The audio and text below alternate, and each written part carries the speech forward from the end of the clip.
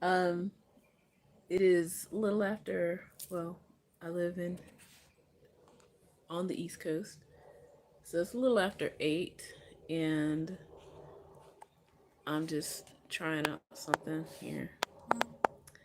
I had been having, I had I don't know, a fast, slow weekend. Okay, a fast, slow weekend, a slow, fast weekend. Um, this is the time of the year where there's deadlines to be made as an educator, and it's also, you know, I live in the South too. This is almost like the best time where you get the best weather before things get too hectic for some people. Like, I mean, I like the heat, but I have people, coworkers now that are just like, it's 70 degrees. I'm burning up. It's 70 degrees. That's not hot. But anyway, um, yeah, so I've had a fast, slow weekend. There were some things that I'd planned on doing and I did do, and there were some things that I wanted, um, have been putting off for a while, and it finally happened. That's just how it is sometimes, right? And when one of the things that's been I've been thinking about a lot on as I'm, starting to put my, as they say, put your ducks in a row. And my cat hears me now, so I can hear him walking towards me. Meanwhile, there's a there. Oh yeah, there's cat drama.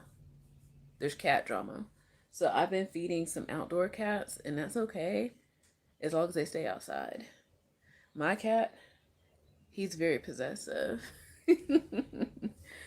But as I was about to say, so one of the things that I've been, I don't know, gnawing at me, I guess, is looking. I mean, there are a lot of people on a spiritual journey, and I've started to see that with a lot of other people.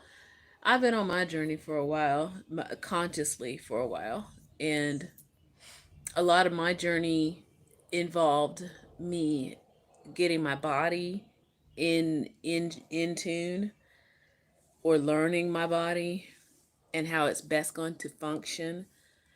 A lot of it's like a lot of people work on gain, like losing weight, and I never really per se had that problem.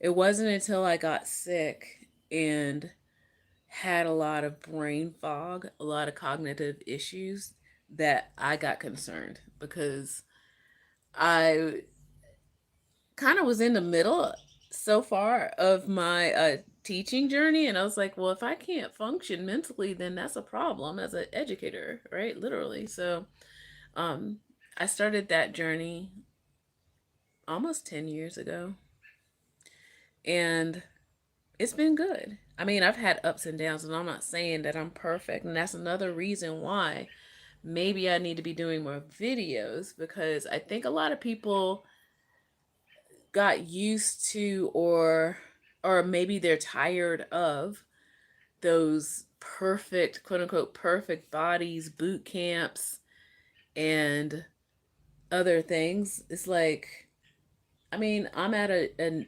normal person's weight.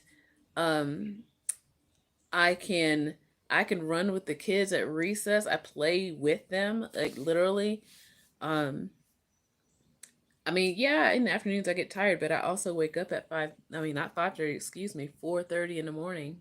Okay? So, of course I'm tired later. But what I'm noticing is that maybe as I'm getting more prepared in enjoying my solitude more, maybe I should enjoy it less. Because there's people coming back into my life who I'm kind of dealing with them in a different way. Now, I know maybe a lot of people are having that spiritual awakening, and they really want to bring people into what they're doing. Like, it's only natural. People tend to want to do that. But really, you do need to have that solitude. You really do, because you got to learn who you are. There are so many people in this world that they have been trained into being who they are, or naming who they are. I don't even want to say being, because that's not who you really are. Like somebody put a label on you and said, this is who you are, right? And it still continues, even in the field I work in, education and in music as a creative.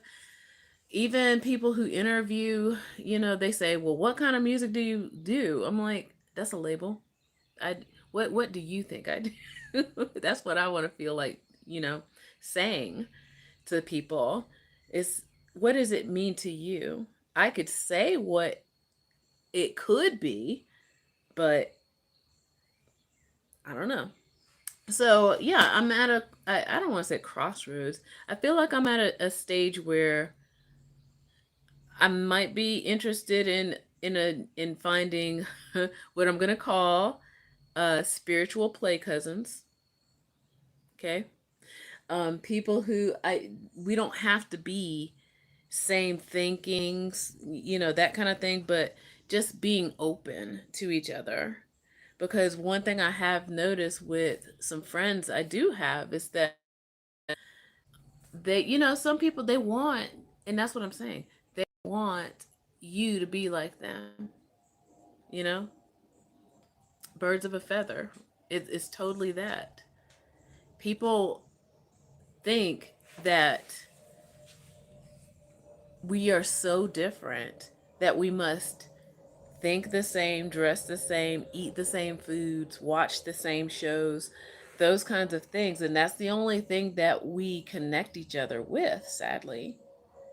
And so when I don't do a lot of these things, I'm sitting here braless because it's the weekend with a little like handkerchief over my head because I'm working on my bathroom in my home, and thinking about how I'm going to decorate my yard, thinking about what crops I'm going to put in my container gardens, talking to my parents, and you know, mom telling me what kind of crops she's growing at the homestead. And I don't know a lot of people that have that kind of life. I live in Atlanta. I live in the city, right? I mean, I can go to my mailbox out there right now and see the state capitol. Okay. And it's a very interesting, life that I live. I I I wanted to title this "How to Stay Magical AF," but in a way, yeah, it's like tapping into what you like, what you enjoy. You could be a full spectrum person. You don't have to fit into anybody's box, right? And that's the beauty of self discovery. It's the beauty of self discovery. And as I've been writing more, because I am working on a book and a blog. um, I know it sounds crazy. I mean, you know what? It's not crazy because I've done that kind of stuff before over the years. But I just, I'm just working in a spiritual aspect now to vlog, or not necessarily vlog, but blog. I do have a blog, and I'll put it in the description. And one of the blog's entries that I'm working on right now is about the foods that I used to didn't like as a kid, and now, because they are spiritually helping me, I am definitely more into it. So eating beets, I know, right? How are beets spiritual? Oh, they are the food of the blood and the heart. So yeah, so that's what I'm working on. So I'll link it in the description there. But yeah, as I'm preparing for the week, and one of the things that does bother me, and about I like my job. First of all, I'm just gonna say that I really like what I do, and that's probably what makes me be so irritable when I'm around certain people, coworkers, who they celebrate Fridays and they act like somebody kicked them in the stomach on Monday. I was like, you chose this job, remember? So it's like suffer. It's suffering. It literally is suffering. As I told one child the other day, you suffer when you keep bringing painful things back into your focus when you don't have to. I've probably made a podcast entry about this too, or journal entries. So that's something else I've been doing more. Journaling audio style. And more of those will be coming out. But one of the things I mentioned to this child was, it's like, you're suffering because you want to suffer by continuously thinking about things that don't make you feel good. It really is that simple. And that's everybody. You know, if you don't like your job, you can get another one. I said this a couple of weeks ago in a kind of group therapy where this woman, she was like, oh, I have to do this. I have to. And I was like, no, you kind of don't. You kind of don't. So what you could do, like I usually push people towards the most ridiculous responses of realizing they have choice. So I think what she was trying to say was that she has to do something for her job. And I was like, you kind of don't. You know, you can just tell them no. And then, of course, she was like, well, then I'll get in trouble. It's like, well, I mean, but it's still a choice, though. You could choose to get in trouble. You could choose not to do it. You can choose to get written up. You can choose not to show up to work tomorrow. You could choose, I mean, seriously, you can choose to cuss out your boss. You could choose, like, it's all a choice. Do you see what I'm saying? It's like once we all start realizing the choices we actually have, I guess the perception of where you are becomes different in life. So yeah, I like my job. It's just the people who are around me sometimes really get on my nerves with how they literally show their suffering on their sleeve. And it's like, you don't have to work here. I mean, that's really what I want to just go around telling people. Well, now it's like, you don't have to work here, right? You can just quit. And then they don't like that. But it's true. There are places in the world where people are in prison and they have no choice. But even in prison, you have a choice. You can break out. Yeah, you can break out. People do it all the time. So, yeah, so once you start really playing with your imagination like that, that's how you can stay magical AF. And yeah. And so I'm hype always for my Mondays. And I even remember when I was an art supply store buyer at this retail store.